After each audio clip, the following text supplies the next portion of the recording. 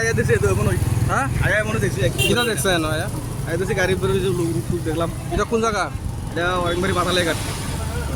এটা কেমনি কেমনি সেটা দেখছো এটা দেখতে পাচ্ছি গাড়ির মধ্যে কয়জন আছে গাড়ির মধ্যে তারা দেখলাম 3 জন মহিলা 1 জন পুরুষ